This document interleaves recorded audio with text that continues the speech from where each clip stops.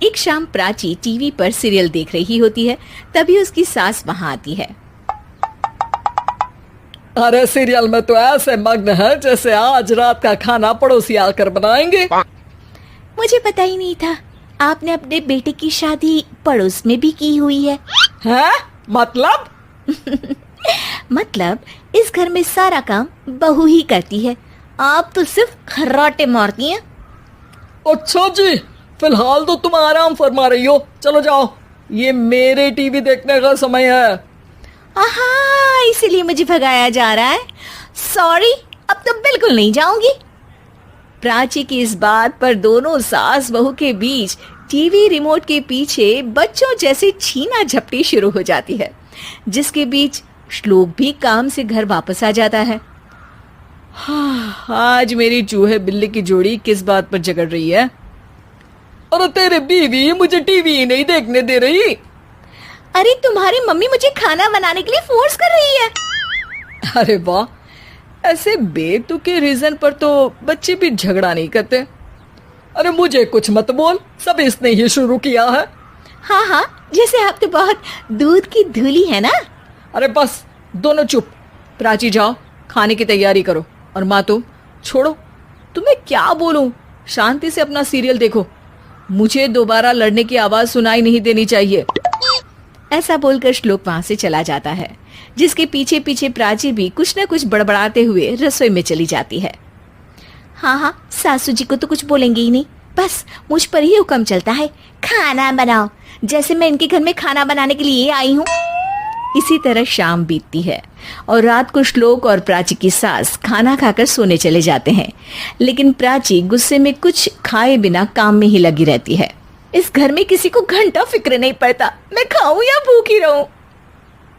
प्राची कुछ देर के लिए रसोई से बाहर जाती है और जैसे ही वापस आती है तो वहां दूध का भरा ग्लास देखकर हैरान रह जाती है। फिक्र पूरी है, बस दिखाना नहीं है।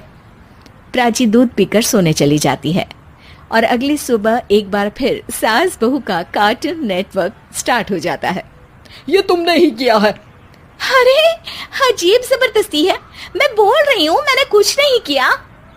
दोनों ने मिलकर पूरे घर को पागल खाना बनाया हुआ है। यहाँ कोई नॉर्मल इंसान तो रह ही नहीं सकता, इसीलिए अब पड़ोसी क्या रिश्तेदार भी घर आने से कतराते हैं। और सुन बेटे, तू भी चंगा, तेरी माँ भी चंगी, तेरी बीवी भी चंगी, रिश्तेदार। हाँ जी, आपको नहीं पता क्या, गंगाधर ही शक्तिमान है, रिश्तेदार ही। हाँ हाँ, बस समझ गया। कभी जानवरों जैसे लड़ेंगी तो कभी जुगलबंदी करेंगी। भाई मैं आप दोनों के बीच में नहीं फंसना चाहता।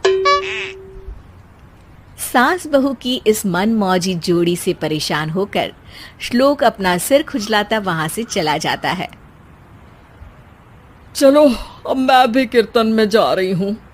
इस पर जैसे ही सास कमरे में अपना पर्स लेने जाती है तो वहां नाश्ते की प्लेट रखी देख मुस्कुराने लगती है और नाश्ता करके घर से बाहर निकलते हुए कुछ पैसे टेबल पर रख जाती है, जिसके कुछ देर बाद सिलेंडर वाला घर आता है।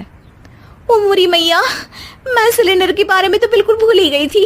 घर खर्च के सारे पैसे भी मम्मी के पास है और श्लोक से बोला तो उल्टा 4 बात सुनाएंगे। प्राची ये सोच ही रही होती है कि अचानक उसका चेहरा चमक उठता है और वो घर में आकर इधर उधर देखने लगती है। तभी उसकी नजर टेबल पर रखे पैसों पर पड़ती है, जिन्हें वो सिलेंडर वाले को दे देती है। ये सब श्लोक देख लेता है। अच्छा बेटे, इतना बड़ा घोटाला, सबके सामने मैं तेरी दुश्मन और पीठ पीछे तेरी मेरी यारी। इस पर श्लोक एक प्लान बनाता है और शाम को सब एक साथ बैठे होने पर बोलने लगता है।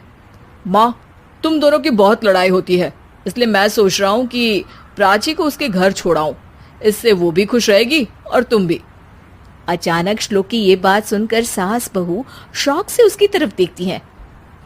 अरे ऐसे कैसे घर छोड़ाओगे, मुझे कहीं नहीं जाना। अरे तुमने बोला नहीं पर मैंने सुन लिया, तुम्हें मम्मी के साथ रहना अच्छा नहीं लगता, मुझे पता है। अरे वो अरे, जब बहू खुद कुछ काम बोले तो वो तुझे सुनता नहीं, और अब जो इसने बोला ही नहीं वो तू समझ गया। जब उसे नहीं जाना तो फिर जबरदस्ती क्यों कर रहा है?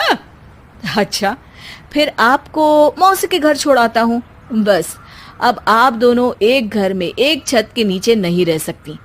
मैं इस टॉम एंड जेरी की जोड़ी को और नहीं झेल सकता। है? ऐसे कैसे नहीं रह सकते? तुम्हें इतनी दिक्कत है तो तुम्हारा बोरिया बिस्तर पैक कर देती हूँ, लेकिन मम्मी जी कहीं नहीं जाएंगी। बिल्कुल यही सुनना था मुझे। अगर दोनों में इतना ही प्यार है फिर हर वक्त ये लड़ाई का नाटक क्यों करती हो? देखा मैंने कैसे माँ किचन में दूध रखती है और तुम उनके लिए कमरे में नाश्ता रखती हो, और कैसे वो पहले ही तुम्हारी दिक्कत समझकर घर में पैसे रखकर बाहर जाती है। अरे भाई, इतना ड्रामा तो डेली सोप में भी नहीं होता जितना तुम दोनों ने इस घर में फैलाया हुआ है।